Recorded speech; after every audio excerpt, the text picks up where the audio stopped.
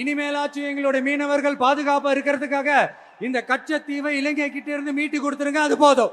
அதனால அந்த நீட்டு தேர்வு தேவையில்லைன்னு அறிவிச்சிருங்க, அது போதும். செய்வீர்களா திரு நரேந்திரபாய் தாமோதர் மோடிஜி அவர்களே? 2029 வரைக்கும் சொகுசு பயணம் போயிடலாம்னு திட்டம் தீட்டி வச்சிருக்கிறீங்க, அதானே ஜி? என்ன ஜி? இவரை பற்றி பேசுவதற்கு ஜோசப் விஜய்க்கு அருகதை இல்லை. உடனடியாக ஜோசப் விஜய் திருந்திக் கொள்ள வேண்டும். இல்லை என்று சொன்னால் பாரதிய ஜனதா கட்சியினுடைய சிறுபான்மையை சார்ந்த இஸ்லாமியர்களும் கிறிஸ்தவர்களும் உங்களை திருத்தக்கூடிய சூழ்நிலை உருவாகும் என்று எச்சரித்து 23 நாடுகளுக்கு மேலாக அந்த நாட்டினுடைய உயரிய விருதை நம்முடைய பாரத பிரதமர் அவர்களுக்கு வழங்கி இருக்கிறார்கள் என்று சொன்னால் மிகையாகாது. அப்பேற்பட்ட ஒரு புனிதரை பேசுவதற்கு விஜய் போன்றவர்கள் சற்று யோசிக்க வேண்டும். இந்த மாநிலத்தில் ஒரு சிறிய கட்சியை ஆரம்பித்திருக்கக்கூடிய நீங்கள் முதலில் உங்களுடைய வாழ்க்கையை திரும்பி பார்த்தீர்கள் என்று சொன்னால் உங்களுடைய சினிமா டிக்கெட் ஒரு 100 ரூபாய் டிக்கெட்டை 1000 ரூபாய் கொடுத்து பார்க்கின்ற பொழுது நீ இந்த டைலாக்க பேசியிருக்கணும். பேச முடியுமா உங்களால்? என்னுடைய ரசிகர்களே, நீங்கள் 100 ரூபாய் டிக்கெட் 1000 ரூபாய் கொடுத்து வாங்கி பார்த்தீங்கன்னா உங்க குடும்பம் பட்னி பசியால சாகுமே என்று கேட்க முடிஞ்சதா விஜய்க்கு? அன்றைய தினத்திலே அந்த உணர்வு இருந்ததா?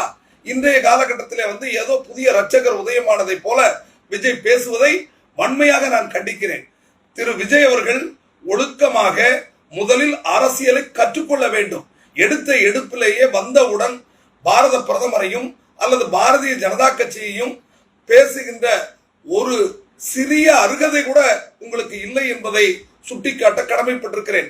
அதே நேரத்தில் தமிழக மக்கள் ஒன்றை புரிந்து கொள்ள வேண்டும். இத்தகைய நடிகர்கள் தோன்றி இந்த ஒரு மாநிலத்தில் அரசியல் குழப்பத்தை உண்டு பண்ணி ஒட்டுமொத்த பாரத தேசத்தில் இருக்கக்கூடிய மதிப்பையும் மரியாதையும் கெடுக்கக்கூடிய சூழ்நிலையை நீங்கள் பார்க்கிறீர்கள். என்ன பேசுகிறார்? இஸ்லாமியர்களுக்கு என்ன செய்தார்? என்ன தனித்தனியா?